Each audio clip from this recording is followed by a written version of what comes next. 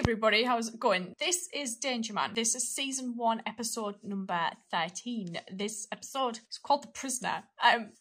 When I saw this episode title, I actually just had a bit of an existential crisis, and for a while I've been sat here thinking to myself, holy jeez, if we see somebody in this episode that then appears in The Prisoner, my brain might hurt. Or even if we're just in a setting like the village, or even the offices where we saw him visit when he handed his resignation in, I don't know how I'll feel about it actually. So if this episode is what then put that seed into Patrick McGowan's mind to make The Prisoner, then this would be amazing. How much of it will be similar? I don't know. It could be just a coincidence, like a massive coincidence, which probably is the more likely of the two explanations. But I'm really excited to watch this. Last episode was The Sisters, and it was a weird one because there was this woman who didn't really remember a lot about this supposed sister that she had, yet her sister had said, I'm her sister, she's been missing, I want to get in contact with her. And for ages I was to and froing between which one of them was actually telling the truth. And for ages I thought the girl who had said, look, I'm her sister, I know all these details about her life, I genuinely believed her for quite a long time during that episode. For it only to be her lying and she wasn't her sister at all, I was like, oh god, it really played me, that episode. So I liked it quite a lot. I'm just too excited. I'm going to get on into this. Let's go. I'm going out. Is there anything you want?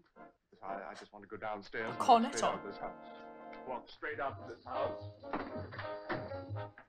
Wait, what? Is he okay?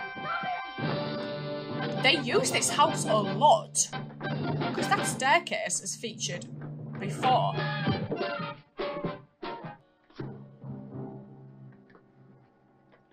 Thank you. Darling. I'm sorry, I just lost control. What is happening? James Carpenter was of a certain type. We soon found half a dozen men in the United States who resembled him closely enough for my purposes. But for the double I wanted, likeness was not enough. Oh. He had to be a man of many qualities. He had to have a sense of adventure. He had to be a man of integrity, and yet ready, if things went wrong, to take a big risk.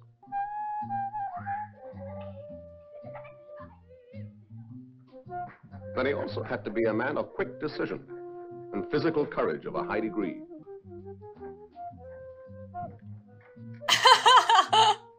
Failed that test. Perhaps there was no such man. Next on my list was Oscar Schumack, concert pianist, but with quite a war record. I soon got to know him. I liked him from the start. It was time to give him his first test. Oh. It's gonna hit him.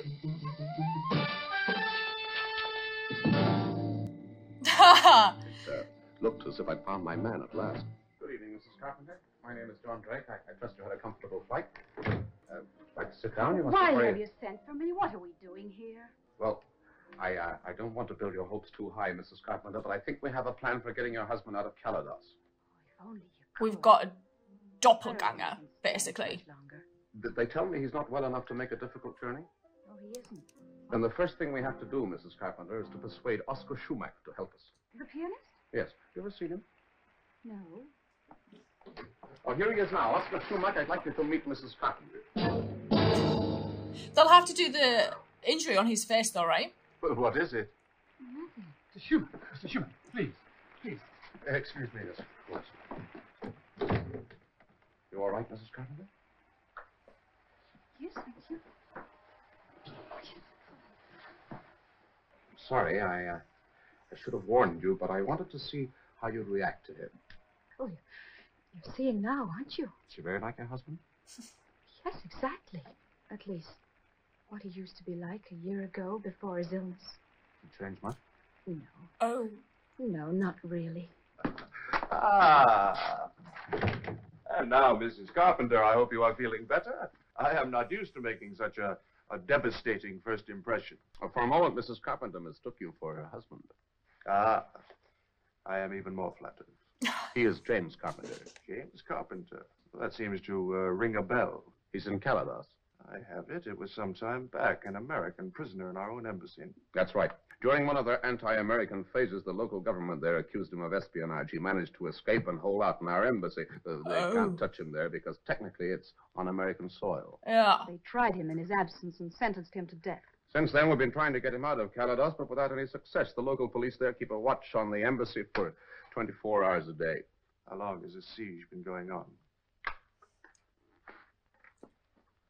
Long time, Oscar. Tell me something. What do you think of Sue Carpenter? Sue. Could you pretend to Darwin be had her something in his husband theory is of natural basically selection. what he is asking him, I right? find her irresistible, and she chose a man just like me, no? But John, Sue Carpenter did not come to my dressing room tonight What an by chance. asshole. And I am beginning to suspect that my meeting with you was not by chance. No. Who are you, Mr. John Drake? And what are you up to? 5 years is an awful long time, Oscar. You're right. There must be some way of getting him out of there. That's where you come in to it. Unless someone was pretending to be playing one tune while he was really playing another. Oh? I have a plan. I knew it. And you want me to go down to that corrupt little island and get myself involved in a police state vendetta, huh? That's right. That's exactly what I want. Well, when do we leave? I booked the tickets for tomorrow morning. I like this guy.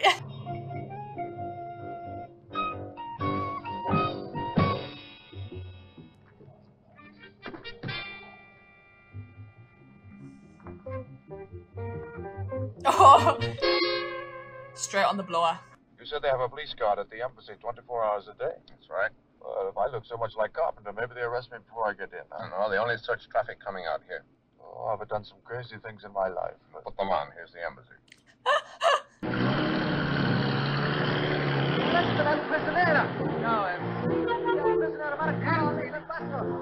Mr.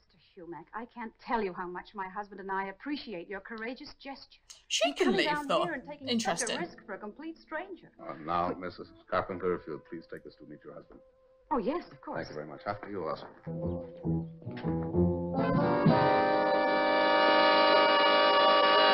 James, this is Mr. Drake and Mr. Shumack. They're going to have to restyle him a little bit and then add his scar into things, right? To make Well, it James. believable. How does it feel to be such a handsome fellow, huh? Mr. Sumac, you sure you want to go ahead with this? I see no reason why you should risk all this danger for my sake. But while we're on the subject, I should like to know what plans you have after James is safely away for getting me out. Oh, no. Don't worry about it. Oh, but I do.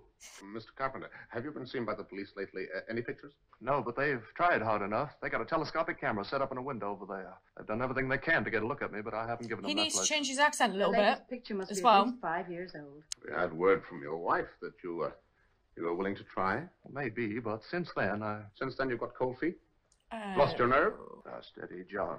Well, it isn't that. It's just that I've been thinking that... Yes, you go on thinking about It's home. weird having Brentwood, someone LA, just calling isn't it? him John through this, just because do everyone exactly else as I usually tell just you. calls him Drake. And you'll be home by tomorrow night.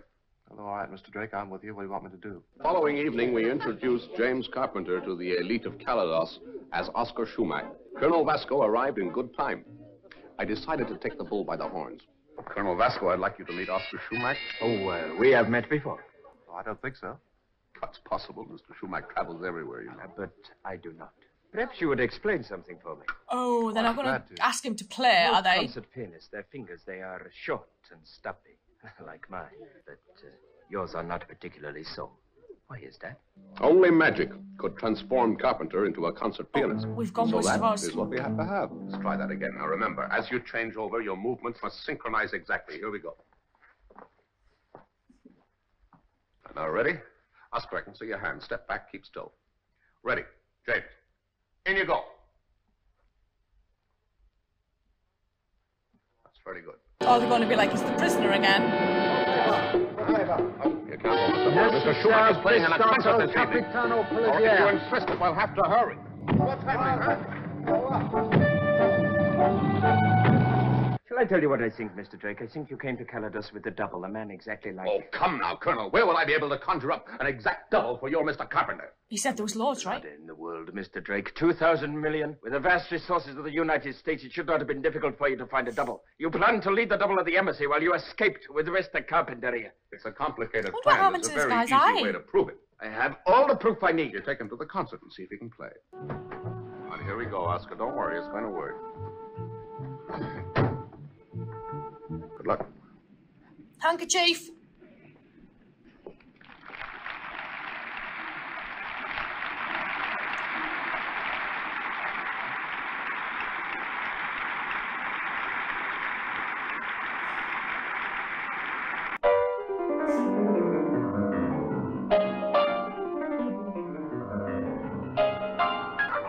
Glad you took my advice. See you after the concert is finished. Goodbye, senor. I hope to see you back again soon. Yeah, Colonel, I'm sure you do. Are you not going too, Mr. Drake? No, I still have some business to clear up here. Would you mind giving me a lift, Colonel? Certainly, Carlos. Thank you. I hope for your own sake, Colonel Vesco, that you have a very good reason for this interruption. My apologies, Senor President, but James Carpenter has just flown out of the country. His escape was engineered by these two men. You sure of this? Oh, yes, it's quite true, Mr. President. Assisting an enemy of my country is a very serious crime, Senor Drake. On this occasion, I had your country's interests at heart throughout the entire operation. How do you mean? Mr. Carpenter was given very strict instructions as to what he was to say to the press when he landed in the States. By what right? Oh, I'm sorry, Mr. President. If you don't like that story, then of course it's not too late to get in touch with the In my head, the only logical place that he could have been was maybe Cuba. Over, that he outwitted your police force and that the chief of police himself escorted him to the airport. Unwittingly, right? Is this true, Colonel Vesco? I thought he was James... Senor Schumack. Enjoyed this a lot. Had nothing to do with what obviously the prisoner was. So to see that Drake had to help this guy escape this country because he was basically a prisoner at the American embassy. Logically, my brain just was thinking Cuba, missile crisis era, that kind of thing. This is possibly why this guy's there. But to know his wife was there as well, and it seemed like she had freedom to come and go from the embassy. Obviously, he didn't. And Drake goes and finds someone who looks quite similar to him, who ends up being a pianist, and then they have this elaborate scheme to use the pianist as a decoy. So the real guy, the prisoner, pretended he was this pianist, was able to get him out onto a flight. They did the really cool swap over behind the curtains so that the actual real pianist would play at the concert for the president, and then they both were then able to get out there. I didn't expect at the end, though, for Drake to go to dinner at the president's with the chief of police and the actual real pianist, Oscar, just being there playing. I was like, wait, what? I thought this was a really clever episode. There were parts of this where I was a little bit like, oh, that reminds me of some elements of The Prisoner, but overall it was just its own standalone story. But I really, really enjoyed this. May go watch the next one, and I will see you guys later, so thank you.